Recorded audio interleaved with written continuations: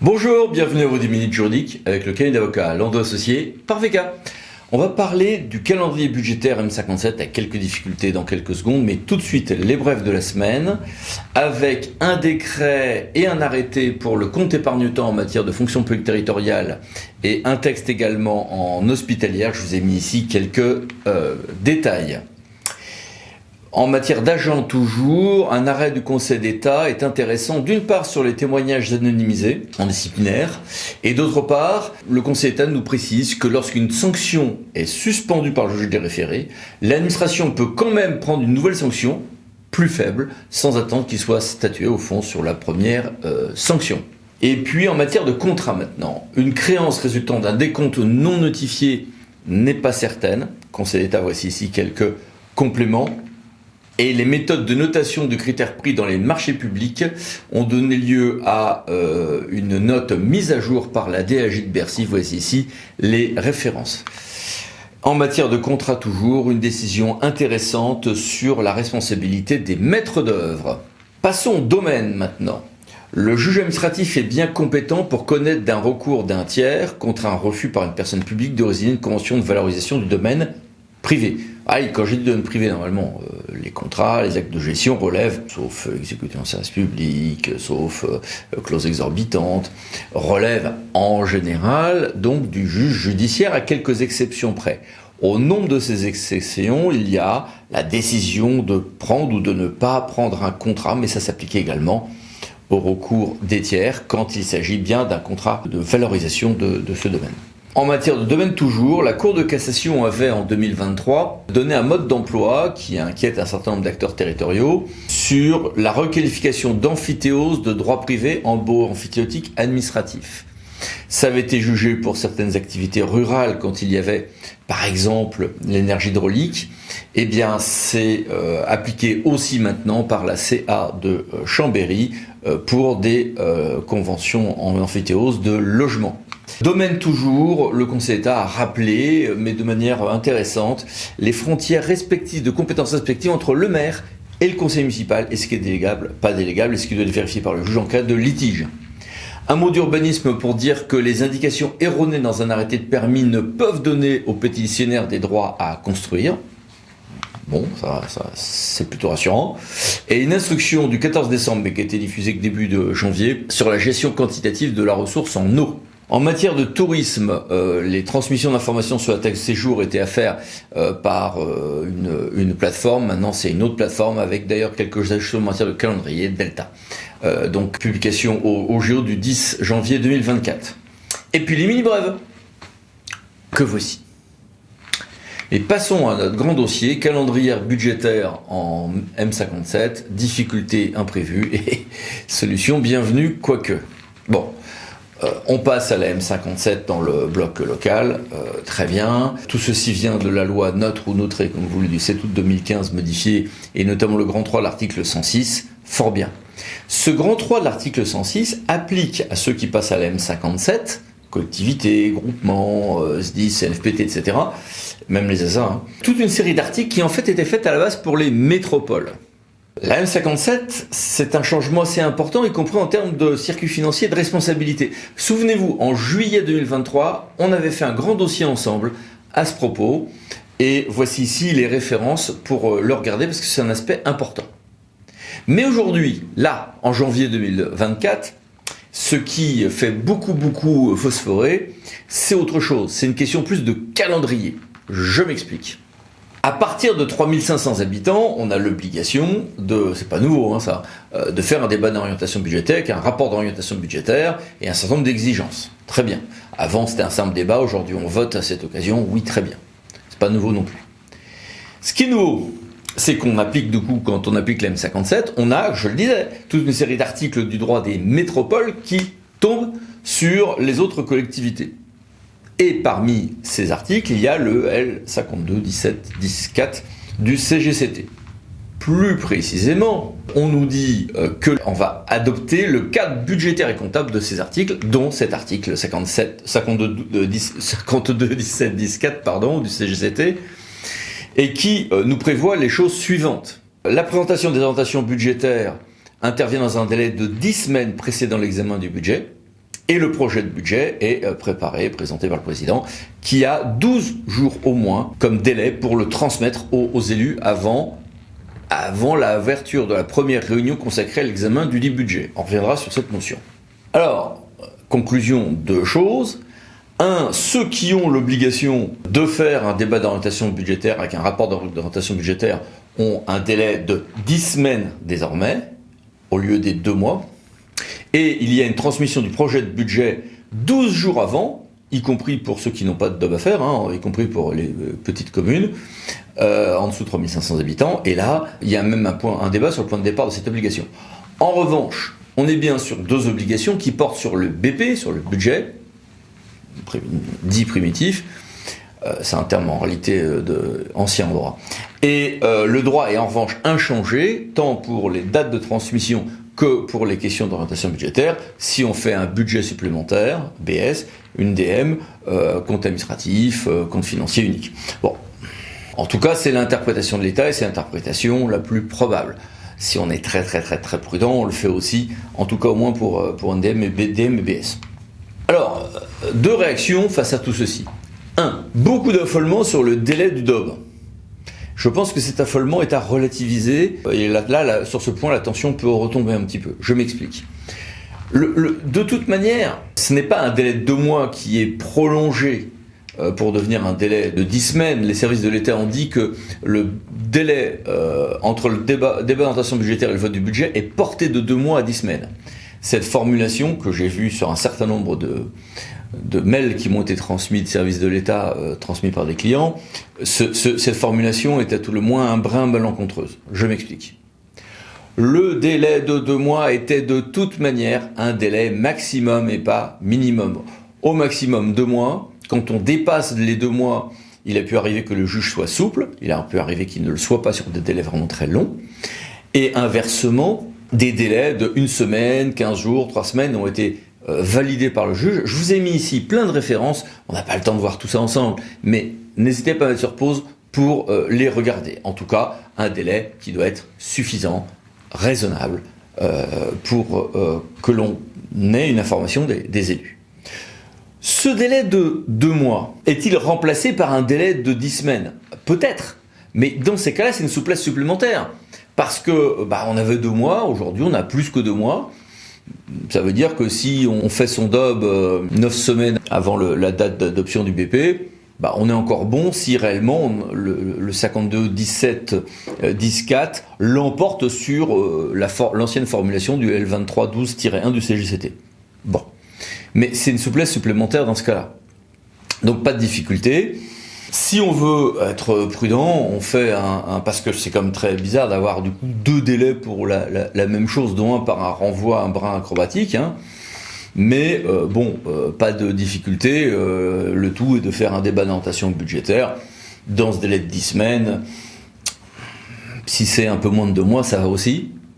En revanche, la question c'est quid du délai minimum suffisant? Le juge a censuré des délais trop courts. Il a accepté dans le passé des délais d'1 semaine, oui, mais maintenant on va le voir. Il y a peut-être un délai de 12 jours impliqué. Et ça, c'est dans ces cas-là un minimum à avoir à l'esprit qui change un peu le calendrier. Alors maintenant, vous pourriez me dire, oui, mais non, finalement, le délai de 10 semaines serait un minimum. C'est-à-dire qu'avant, oui, ok, peut-être que le délai de 2 mois était un maximum, mais peut-être que le délai de 10 semaines serait un minimum, auquel cas, on aurait une vraie abrogation de l'ancien article L2312.1. Simplement, je ne pense pas qu'on ait une abrogation de l'article L2312.1, parce que c'est pas vraiment comme ça que c'est formulé, et que le juge est très réticent à admettre des abrogations implicites alambiquées par renvoi successif. Et puis, deuxième chose, la formulation du droit qui s'applique aux métropoles et qui maintenant s'applique à tous ceux qui ont le M57, c'est la présentation des orientations budgétaires intervient dans un délai de 10 semaines précédant l'examen du budget. Là aussi, ça me semble indiquer un maximum, pas un minimum. D'où le fait que, en tout cas, ceux des courriers électroniques des services de l'État qui m'ont été transmis, sur ce point, étaient peut-être un petit peu erronés. Mais il y a l'autre sujet, qui est celui de ce fameux délai de 12 jours, et qui s'applique même pour les communes de moins de 3500 habitants, pour qui ça avait été un choc, c'est tout à fait nouveau. Là, deux aspects. Premier aspect, est-ce que l'État a raison de dire que ce délai passe à 12 jours? C'est une interprétation très probable. C'est une interprétation très probable. On peut s'en réjouir pour les droits des élus, on peut s'en inquiéter d'un strict point de vue opérationnel, mais c'est comme ça. Il y a un argumentaire, je vais l'évoquer après en sens inverse, on verra bien ce que dira le juge, mais soyons prudents. On a surtout un autre aspect, c'est qu'on pourrait avoir un requérant inventif qui nous dirait que, attendez, la formulation du code, mal rédigé, c'était fatigué ce jour-là, hein. Cette transmission du budget, 12 jours avant, est avant la première réunion consacrée à l'examen du dit budget. À l'examen, le vote. Ou la première réunion à l'examen, c'est-à-dire le DOB. C'est pas du tout la même chose. Si on doit respecter un envoi du projet de budget 12 jours avant le DOB, là, ça rend vraiment les choses très complexes pour ceux qui le découvriraient là en janvier 2024. Bien. Cette interprétation est discutable parce que l'on parle bien de l'examen du budget et non pas l'examen du projet de budget ou des orientations budgétaires. L'examen du budget, les orientations budgétaires, c'est pas un examen du budget. Mais bon, la question pourrait se poser et je pense que si un litige arrivait, les deux se plaideraient. Bien. Deuxième chose, et que dire si le délai de 12 jours n'est pas tenu ? Si le délai de 12 jours n'est pas tenu, vous pourriez dire que c'est un délai indicatif parce que au regard de la grille de la jurisprudence d'Anthony, on va regarder si réellement les droits des gens, des élus ont été violés ou si ça change quelque chose de résultat. Bon, plus sérieux serait peut-être l'argument de la collectivité en défense consistant à dire attendez, on m'applique pas le calendrier des métropoles. On m'applique leur cadre budgétaire et comptable, le contenu, pas le calendrier. Ça, c'est un argument qui peut-être peut avoir une certaine pertinence. Soyons clairs. Évidemment, si vous avez la possibilité de respecter les délais, si ce délai de 12 jours peut être tenu, évidemment que c'est ce qu'il vaut mieux faire. Évidemment qu'il faut jouer la prudence en attendant que le juge statue sur tel ou tel cas et sur telle ou telle personne qui aurait été plus imprudente que vous. Mais bon, voilà, je voulais faire ce point à chaud. Donc, le délai de 10 semaines n'est pas un délai minimal entre le DOB et la séance. C'est un maximum et non pas un minimum. Donc si on statue par exemple, si on fait son DOB un mois avant le BP, c'est encore bon. Et c'est d'ailleurs la seule interprétation raisonnable pour que l'ensemble de ces textes se concilie. Sur le délai de 12 jours, en revanche, vous l'avez vu, là on a quand même un peu moins de marge de manœuvre. Et il y a même un débat embêtant sur le point de savoir à quel stade il faut calculer si ce délai de 12 jours s'applique aussi au DOB. Je ne le pense pas, mais soyez prudents, soyez prudents. Sur tout ceci, j'ai voulu poser des questions.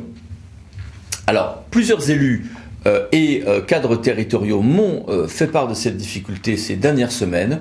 Et donc, j'ai voulu qu'une de ces personnes puisse témoigner. Monsieur le DGS, bonjour. Bonjour. Et merci d'être avec nous. Vous, comment avez-vous fait pour vous organiser pour ce qui est de ce calendrier budgétaire ? Alors, le calendrier, nous, l'avantage, c'est qu'à Marseillan, et depuis des années, on vote le budget bien en amont de l'année 2024. Donc, on n'attend pas les délais du 15 avril. Donc, grâce à ça, on peut enclencher nos investissements très rapidement. Donc, en gros, nous, on a voté début novembre le DOB. Le ROB a été passé comme d'habitude. Et ensuite, un mois plus tard, pour le 19 décembre exactement, on a voté le budget au conseil municipal.